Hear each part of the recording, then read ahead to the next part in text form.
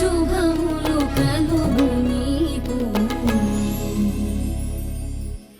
వరాహి వరాహి వరాహి వరాహి ఏమైంది? వరాహి వరాహి ఏమైంది? వరాహి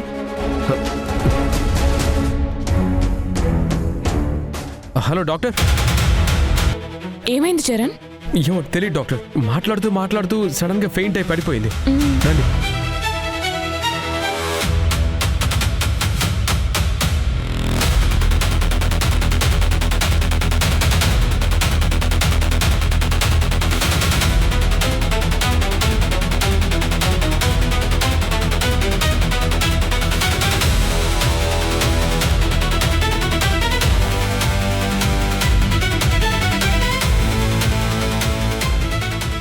మార్నింగ్ ఏం తిన్నది? ఇడ్లీ తినండి డాక్టర్. వారానికి ఏం కాలేదు కదా డాక్టర్? డాక్టర్ ఏదైనా సీరియసా? సీరియసే, చాలా సీరియస్. డాక్టర్ డాక్టర్ ప్లీజ్ నన్ను భయపెట్టకండి. నీ భయం తగ్గించాలంటే నేను చేయగలిగింది ఏమీ లేదు. చిన్న డాక్టర్ రావాల్సిందే. చిన్న డాక్టరా? మీరే చేయలేంది ఓ చిన్న డాక్టర్ ఏం చేస్తాడు? ఒక బుజ్జి డాక్టర్ చేతిలో స్టెథోస్కోప్ ఉండదు, కానీ మీ ఇద్దరి హార్ట్ బీట్ని కరెక్ట్గా తెలుసుకుంటాడు.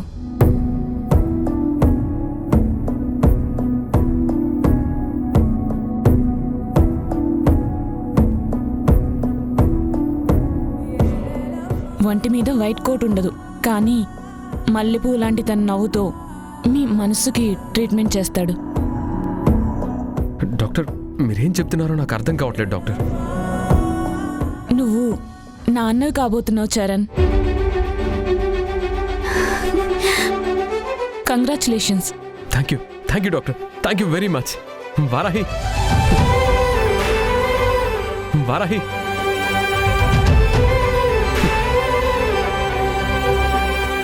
చరణ్ నేను బయలుదేరుతాను. యా. మన ప్రేమకి ఆ దేవుడు పెట్టిన సంతకం ఈ బిడ్డ.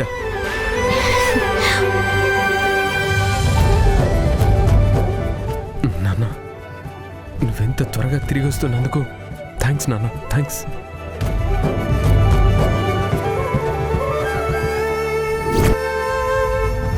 ఏమ్మా, నా కోసం ఎదురు చూస్తున్నారా?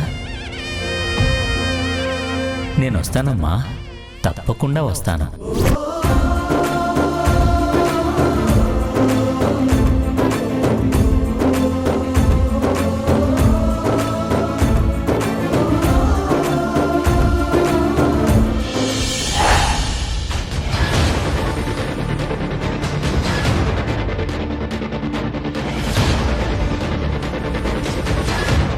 ఏయ్ సత్యవతి, ఆ కొత్త ఖైదీ ఎక్కడుంది? బ్యారెట్లోనే ఉన్నట్టుంది మేడం. ఏ అందరూ బయట పనిచేస్తుంటే దానికి మాత్రం స్పెషల్ ట్రీట్మెంట్ కావాలా? వెళ్ళి పిలుచుకురా దాన్ని. అలాగే మేడం.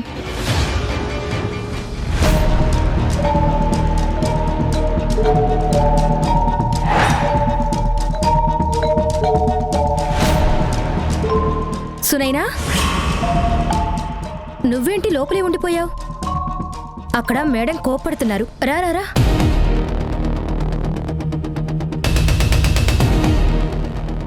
నేను లోపలే ఉంటాను అంటే భవానీ గారు ఓకే అన్నారు కదా.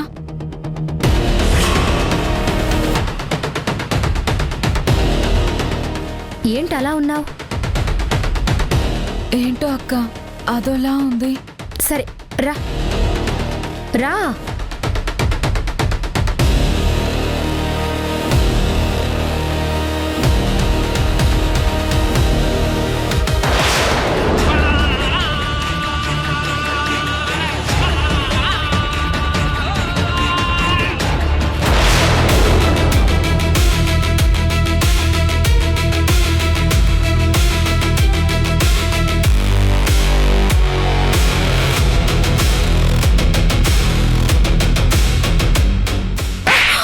ఏయ్, ఏంటే నేను చెప్పిన పని చేయవా? నా బట్టలు ఉతకనంటున్నావా? చెప్పినట్టు వినకపోతే చంపేస్తాను. వెళ్ళా.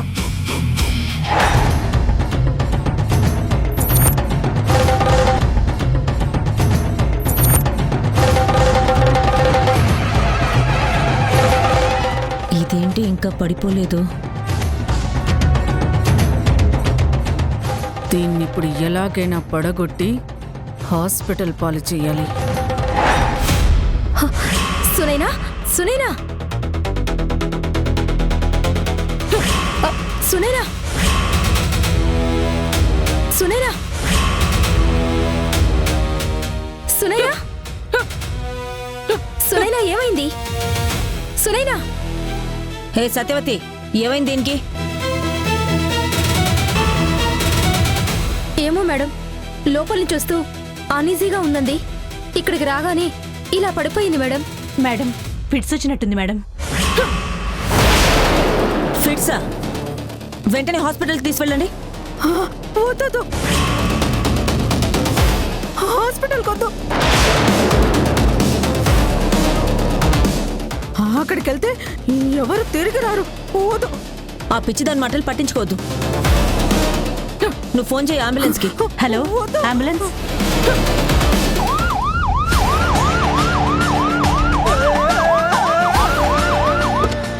వద్దు వద్దు, తీసుకెళ్ళదు. వద్దు వద్దు, తీసుకెళ్ళదు. తనని హాస్పిటల్ తీసుకెళ్ళదు. వద్దు, తీసుకెళ్ళదు. వద్దు, హాస్పిటల్ తీసుకెళ్ళదు. వద్దు వద్దు, హాస్పిటల్ తీసుకెళ్ళదు. వద్దు వద్దు, అయ్యో వద్దు.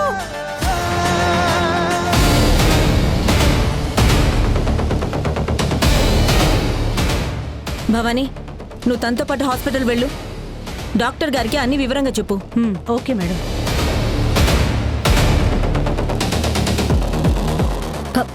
మేడం, నేను హాస్పిటల్కి వెళ్తాను మేడం. ఏం అక్కర్లేదు, భవానీ ఒక్కతే సరిపోతుంది.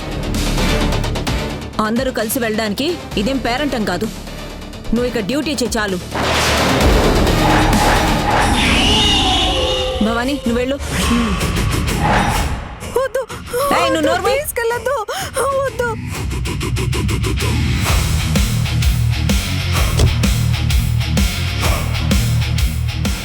వెళ్ళండి, ఎవరి పనులు వాళ్ళు చూసుకోండి.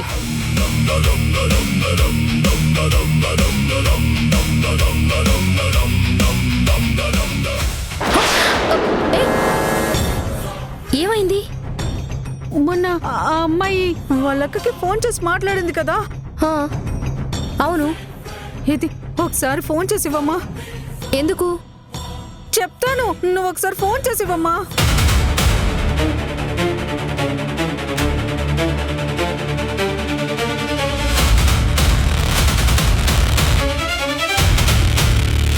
హలో. అమ్మా, మీ చెల్లెలి హాస్పిటల్కి తీసుకెళ్లారమ్మా. మా చెల్లెల్ని హాస్పిటల్కి తీసుకెళ్లడం ఏంటి? అంటే నేను చెప్పిన పని పూర్తి చేశావన్నమాట. నేనేం చేయలేదు, దానికి అనుకోకుండా ఫిట్స్ వచ్చాయి. అవునమ్మా, ఫిట్స్ వచ్చాయి. ఫిట్సా? ఆ హాస్పిటల్కి ఎవరు వెళ్ళినా ఇంతవరకు తిరిగి రాలేదు. ఏదో జరుగుతోంది. నువ్వు వెంటనే అక్కడికి వెళ్ళి మీ చెల్లెల్ని కాపాడుకోమ్మా.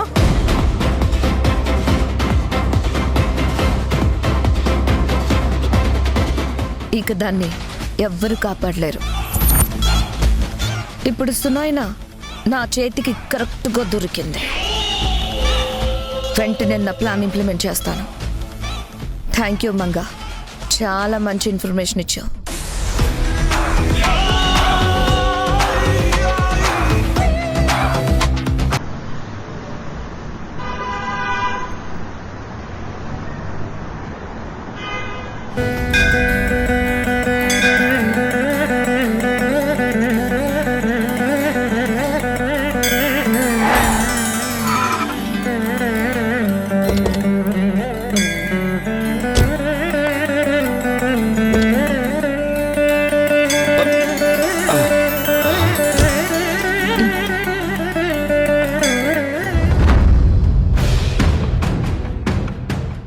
విక్కీ, అత్తయ్య గారు ఇంకా రాలేదేంటి? వస్తుందిలే పదా.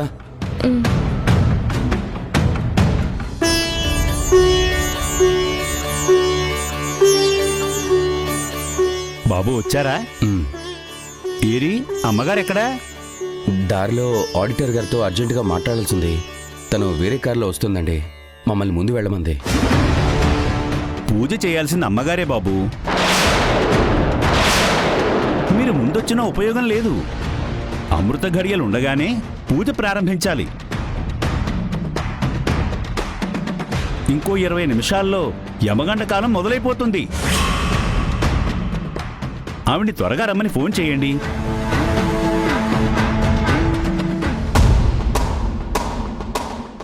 ఏమైంది? రేడియేటర్ పగిలిపోయింది మేడం. మొత్తం కూలెంట్ లీక్ అయిపోయింది. ఇప్పుడు కార్ స్టార్ట్ చేస్తే ఇంజిన్ వీక్ అయిపోయింది మేడం. ఇప్పుడు ఏం చేయాలి? నేను వెళ్ళి మెకానిక్ని తీసుకొస్తాను మేడం. ఓకే, పూజకి టైం అయిపోతుంది. నేను క్యాబ్ బుక్ చేసుకుని వెళ్ళిపోతాను. నువ్వు కారు బాగు చేయించుకుని ఇంటికి వచ్చాయి. నేను విక్కీ కారులో వచ్చేస్తాను. Okay madam.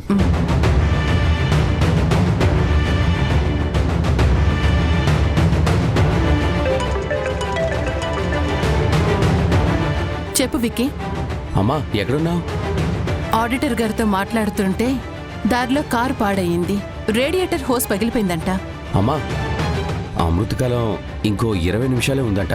ఆ లోపు పూజ మొదలు పెట్టాలంట. నేను క్యాబ్ బుక్ చేసుకుని వచ్చేస్తాను. నువ్వేం టెన్షన్ పడుకో. ఓకే అమ్మా. వచ్చేస్తుంది పంతులు గారు. సరే బాబు, ఈ లోపు నేను అన్ని సిద్ధం చేసి పెడతాను. ఆవిడ రాగానే పవిత్రం గట్టి పూజ ప్రారంభించేద్దాం.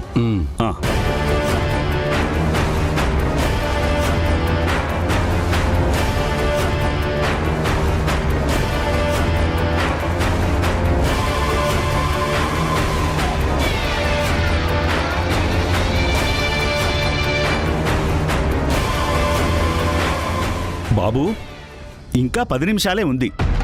అమ్మగారు ఎక్కడి వరకు వచ్చారో కనుక్కోండి. మీరంతా రెడీగా పెట్టండి. అమ్మ వచ్చేస్తానని చెప్పింది కదా, ఏం జరిగినా వచ్చేస్తుంది. ఒకసారి ఫోన్ చేయి విక్కీ.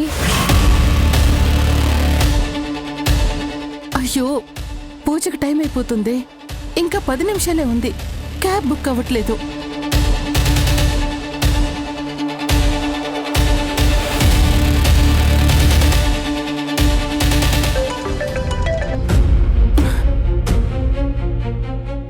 అమ్మా క్యాబ్ బుక్ చేస్తున్నాను నాన్న. ఏం లేదమ్మా, నువ్వు ఎంత దూరంలో ఉన్నావో తెలుసుకుందామని కాల్ చేశానంతే.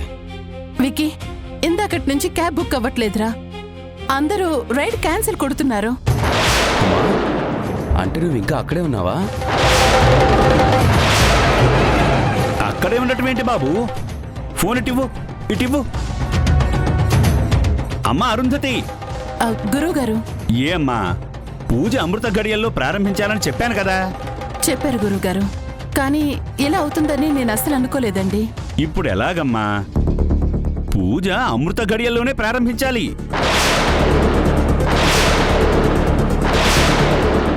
యమగంట కాలంలో ప్రారంభిస్తే చాలా వ్యతిరేక ఫలితాలుంటాయి. బాబు ఆరోగ్యం కోసం చేసే పూజ అనుకున్నాక ఆపడం మంచిది కాదమ్మా. పూజ చేయాల్సిన మీరు లేకపోతే ఎలా చెప్పమ్మా? ఏదైనా మార్గం ఆలోచించాలి తల్లి. నా కొడుకు కోసం చేస్తున్న పూజ నా వల్లే ఆగిపోతుందా? ఇప్పుడు నా కొడుకు ఏదన్నా అయితే?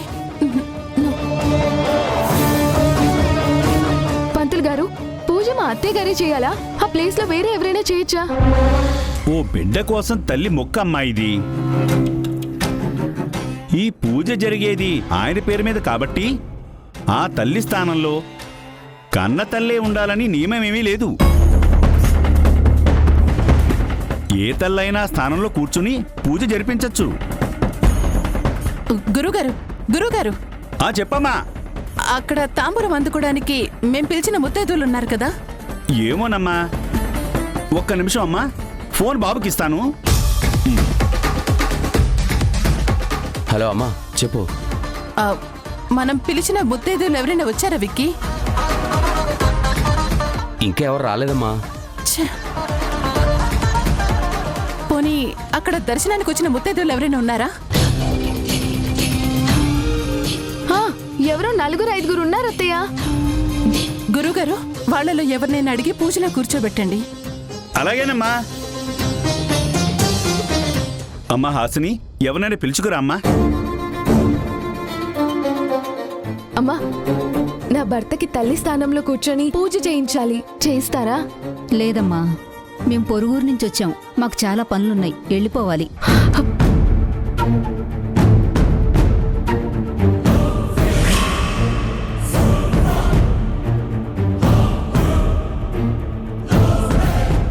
అమ్మా అమ్మా, మా ఆయనకి అమ్మగా పూజలో కూర్చొని కొంచెం పూజ చేయాలి, చేస్తారా అమ్మా? ఏమీ అనుకోకమ్మా, మా ఇంట్లో సూతకం ఉంది. మేం గుడికి రావచ్చు కానీ ప్రత్యేకంగా పూజలు చేయకూడదమ్మా.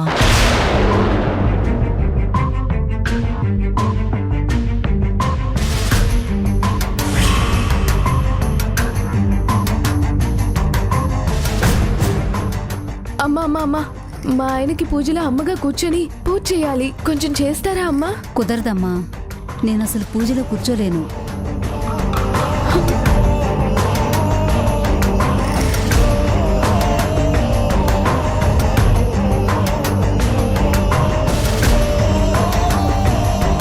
పంతులు గారు, ఎవరు రావట్లేదు, ఇప్పుడు ఏం చేయాలి? ఇంకా 3 నిమిషాలే ఉందమ్మా.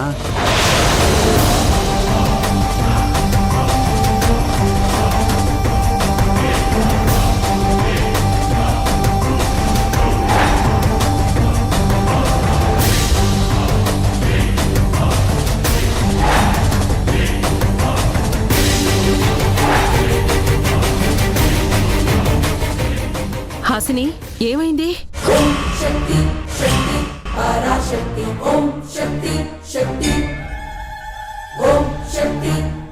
అమ్మా,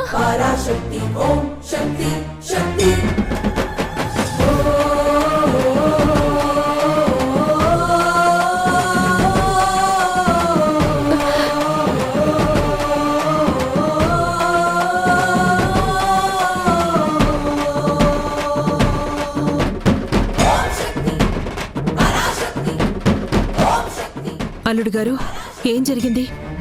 మీరెందుకు బాధపడుతున్నారు? అది వీళ్ళమ్మగారు పూజ మొక్కుకున్నారమ్మా. పూజ అమృతకాలంలో స్టార్ట్ చేయాలి, కానీ యమగండం వచ్చేస్తోంది. యమగండంలో వ్యతిరేక ఫలితాలు వస్తాయి. ఇప్పుడు ఈ పూజ చెయ్యకపోయినా అనర్థమేనమ్మా. పూజ నేను చేయిస్తాను పంతులు గారు. నేను విక్కీకి అత్తగారిని. ఈ పూజ కోసం నా అల్లుడికి అమ్మనవుతాను.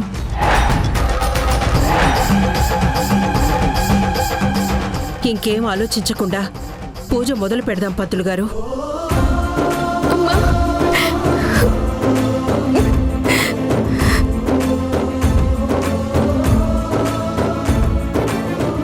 వారాహికి పండంటి బిడ్డ పుట్టాలని అమ్మవారికి మొక్కుకొని ప్రతి వారం వారాహి పేరు మీద పూజ చేయిస్తున్నానమ్మా.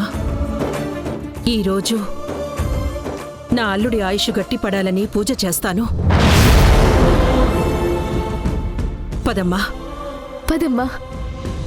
పదండి పంతులు గారు. రండమ్మా.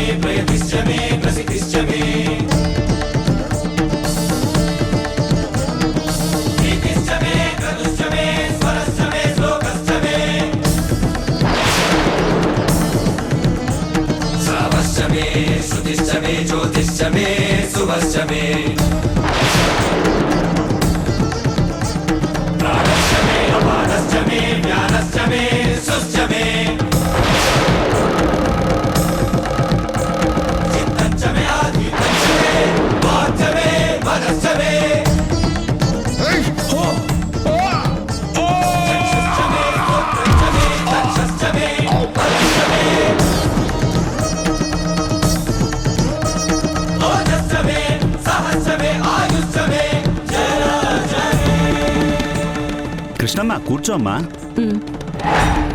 ఆగండి ఆగండి ఆగండి.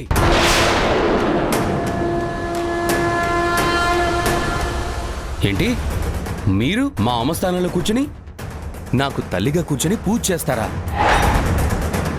ఎలా చేస్తారు?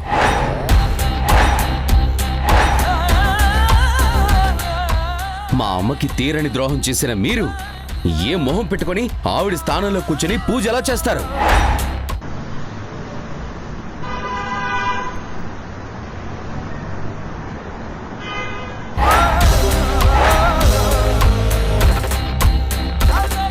బాబు చాలా ఆపండి. మా అమ్మ అంటే నాకు ప్రాణం. ఆవిడ ప్లేస్లో మిమ్మల్ని ఊహించలేను.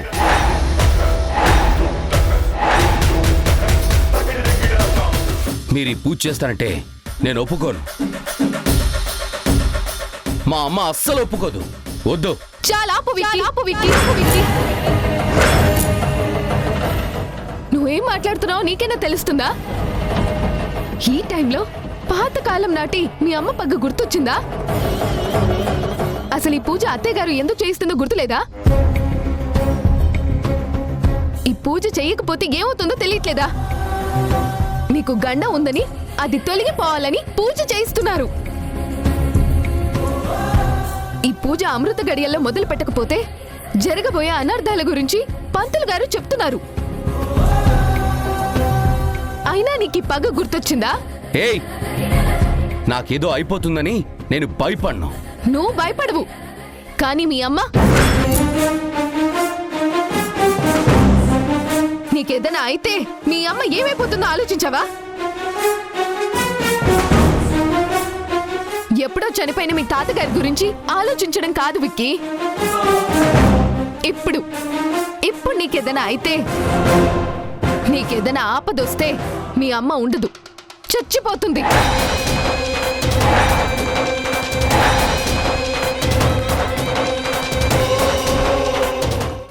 విక్రాంత నామధేయస్య సకల అపమృత్యు పరిహారార్థం సకల అరిష్ట నివృత్త్యర్థం శ్రీ దుర్గాంబికాగమనం గరిష్యే. ఆపు కృష్ణ తులసి.